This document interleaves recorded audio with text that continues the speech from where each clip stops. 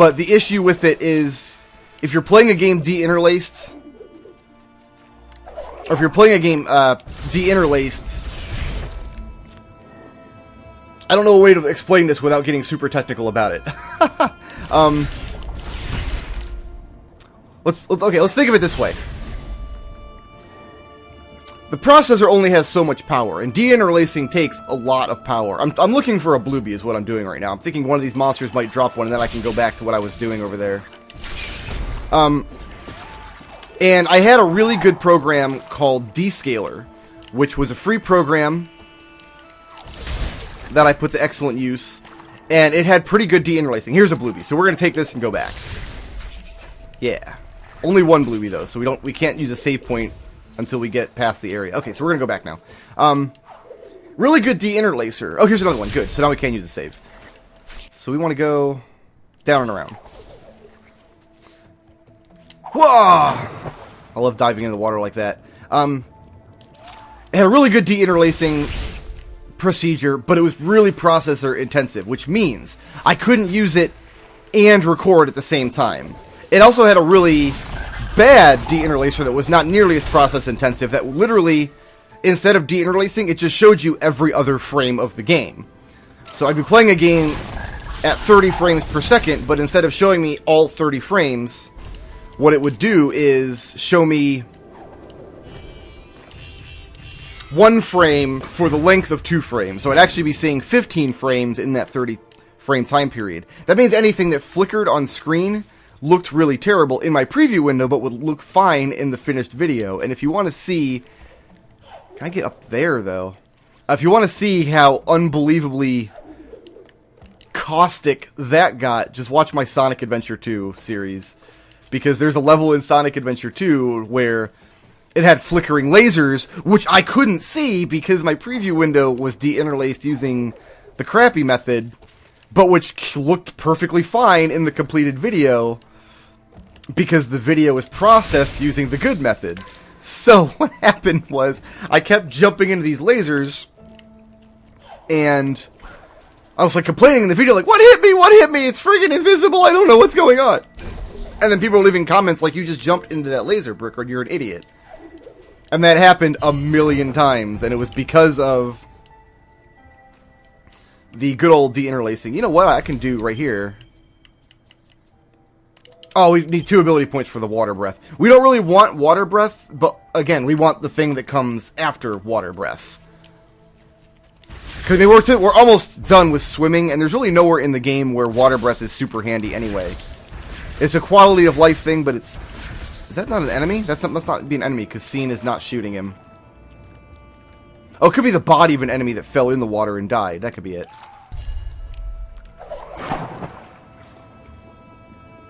So that was a problem for a while. Any console game I recorded during that time, Sonic Adventure 2, Pikmin, Sonic Generations, Halo 4, all of those Let's Plays were done with that problem in mind. All the console stuff that I had to record for the We Didn't Cast Faraga video, and any streaming I did from a console on that computer. So the first... Oh, I'm in the wrong spot. I gotta go all the way back, then up, then left. I'm going the wrong way. Be nice if there were teleporters, like you could teleport from any of the perma-save points to any other one, but, I mean, they didn't want to steal ideas from other Metroidvania games, except for the ground pound and the double jump, etc., etc., etc. So, I remember the first time I streamed Metal Gear Solid 3... I think I've streamed it 2 or 3 times now. But the first time I streamed it was on that... You know, there's a highlight on my YouTube channel. If you go to my YouTube channel, then search for Metal Gear Solid 3, How to Beat the End. I have a video that's just a highlight from the stream, kind of showing a hilarious screw-up in the end fight. And, again, looks fine in the video, but while I was playing it, I was watching it through that silly deinterlace window, and it looked really bad. Sorry I check my map every 6 seconds, it's just I have a terrible sense of direction, so... Unless I have a game memorized, and in a Metroidvania that basically means Super Metroid and that's it. So do we want to go all the way back to the top up there, all the way back to the tree, then up and around? We got this whole area above us. Can I get above us here? Yeah, we want to go to Hollow Grove, I think. Super Metroid, I have that map memorized. Other than that, I just kind of have to wing it in a Metroidvania. We can go around this way, though, and go up. Maybe this is a soul door. No, it's a door we can blast open. When I did my test play, I did not have the extra attack power before I went into this next level. So it'll be really nice to have that. I think I can get this life up here. I might be able to get that earlier in the game. I might have been able to start with the game with that, because I was saying I didn't have enough life ups. What's going on? Alright, so we're going to take Water Breath now, because the next one we get after that is halves the cost of a Soul Link, which means I can heal 2 points of health for 1/2 of a Bluebee, and that's really going to be important in the last couple levels of the game. So we're going to go this way and try to go up now.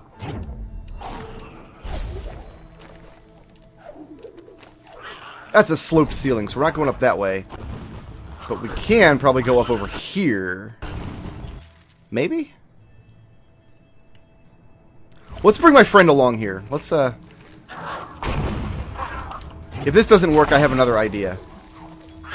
Okay, so that we're not going up that way. That's not a thing. One hit, son! Well, 2 hits. Me hitting him hitting the floor! Booyah! Okay, so yeah, we need dash to get any further. No, we don't. We can just climb this area. Oh, there's a secret area up there that I was thinking we need dash to get in before, though. So now that we have dash, we can get up there. Up here is... 'cause that's some experience that we want. I mean, is there a wall we can break anywhere?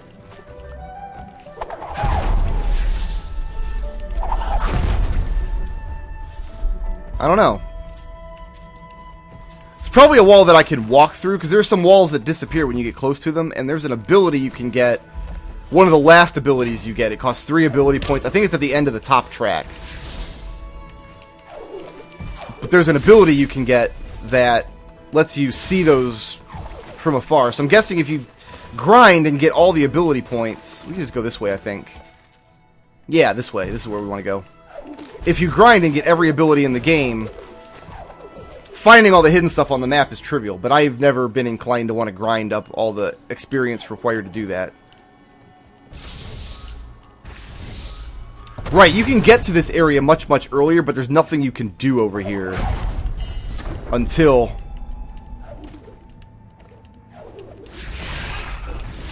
you have dash and stomp. Cool.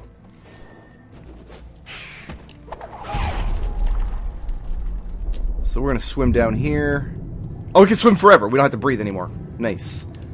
I'm ahead on experience than I was in my test play, because I didn't have Water Breath at this point, and I didn't have the Supercharge ability. I think I've been more diligent in finding those ability cells, because you can find ability cells, which automatically give you a level to spend, and you can find ability caches, which just give you X amount of experience. And the thing is, the more levels you have total... watch this maneuver. I gotta hold this door, dive into the water, and swim under it without getting crushed. The more levels you have, the less experience those caches are worth. The more you have to find to fill up a new level. So the ability cells are what you really want, because they're always worth 1 level worth of experience.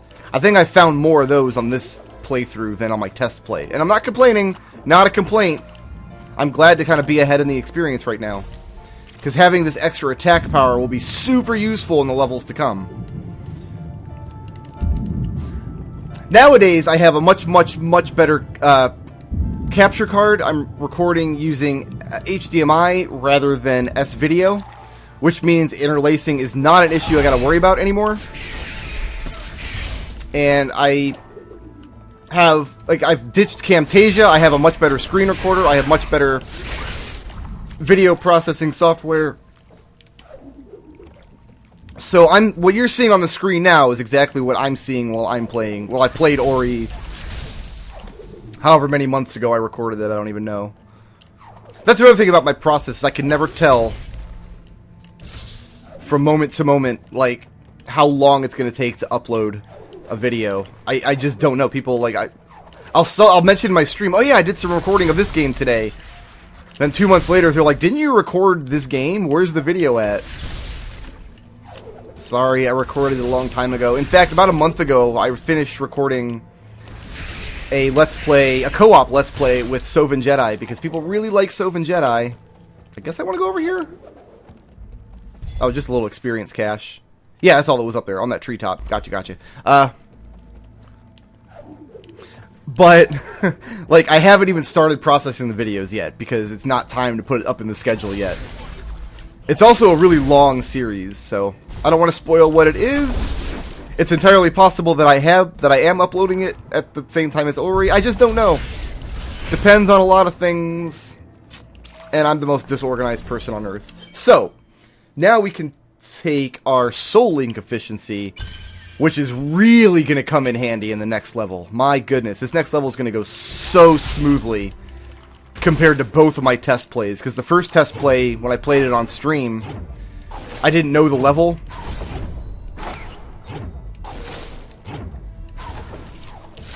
And it kind of got the best of me. Like, it's not a fun level to play. And I guess we don't want to go up yet. I guess we gotta go left. For nowsies. Not a really fun level to play, and kind of an irritating game mechanic, and you'll see what I mean when I get there. The second time I played it, it went more smoothly because I knew the level. We're going to the Misty Woods, least favorite level in the game. Because I had played the level before, and I kind of knew how it fit together, and what to do, and what to expect. But I didn't have that Soul Link efficiency, so I still had the problem of, I really need to heal, and I really need to save, but I can't because I'm out of bluebies. Won't have that problem this time. We gotta do something about Kuro the evil owl first, though. So if we go forward, she kills us.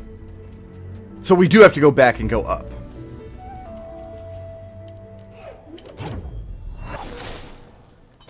Maybe you have to go talk to Scene there first. I'm not sure. Maybe if I had gone this way to begin with. You don't know, I think Scene just triggers his dialogue. Scene a dude or a lady? I don't have any idea. Can't get that thing yet. That's an ability cell we'd like to get, but we can't get it yet. I don't know if... You know what? Scene is a small point of crystal light. Scene does not have a gender, obviously.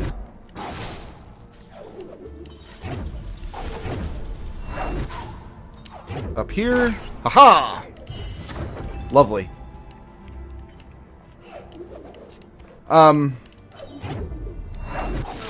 That was dumb. I just launched myself into Spiketies.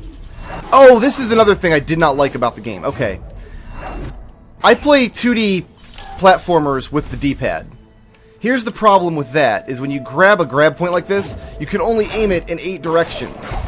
And there are times in the game where if you're limited to those 8 directions, you can't do anything useful. And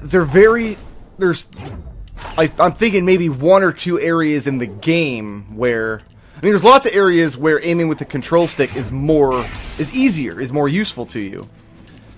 But I think there's only 1 or 2 of those points in the game where aiming with the D-pad is impossible. You have to use the control stick, because you have to aim at kind of a weird angle.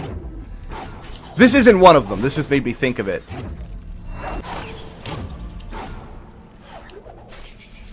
That's a good place for a save point. But that really cheesed my knickers. Because, like, if you don't want players to use the gamepad, why offer it as an option? With the, not the gamepad, with the control stick. It's just my preference in a 2D game to use the D-pad. I mean, dudes, I was playing 2D games while many of y'all were in diapers. I was playing 2D games back when Super Mario Brothers was the new hotness, and all we had was a D-pad.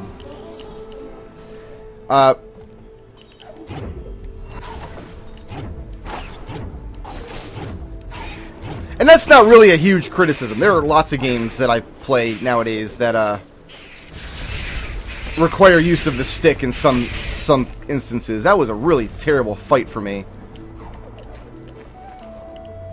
We do want to go up here, though, yes? I think we need a bird. Oh, maybe we can... Do we need a bird? Come on, bird. Come here.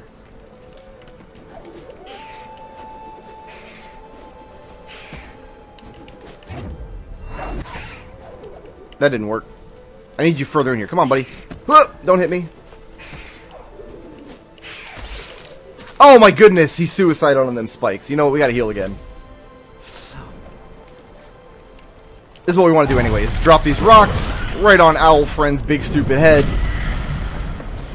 That's hilarious. And we're about to get our next ability, believe it or not. 2 abilities in between levels. I say levels. It's a free-form exploration game. I mean, there's no levels as such. It's one huge interconnected world. But I mean, you've got like the main hub areas, and then you have like little kind of standalone levels, like the Ginso tree and whatnot. Oh, it put me back down here. I thought it was going to pan back up to me. Nope, I can pick up her feather, and now we can float like every other Metroidvania game already has a float ability. I wanted to use that well there.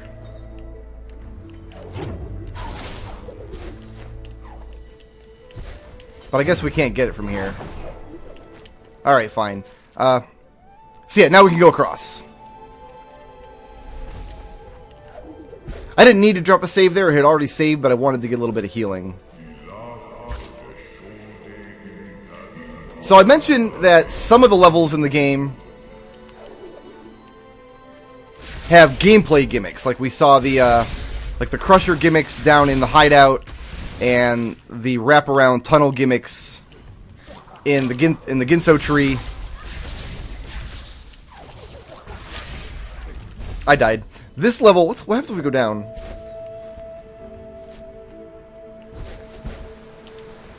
Aha.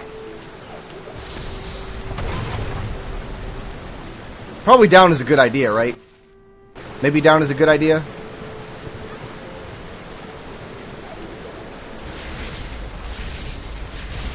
Maybe we'll find a little something down here. Or is this just a route back we can use? I think it's just a route back, actually.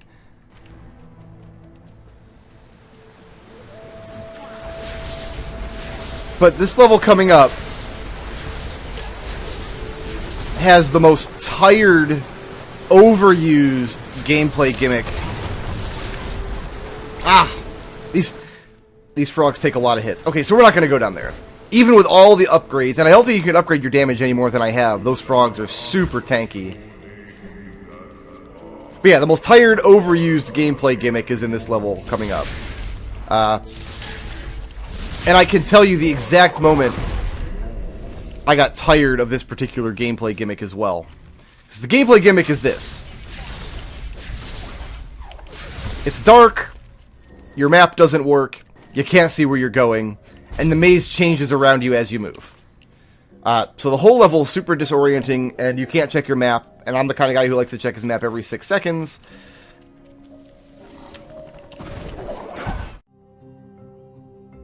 Shoutouts to Josh Odom, who sponsored this video, and to everybody who helps make my channel possible by supporting me on Patreon.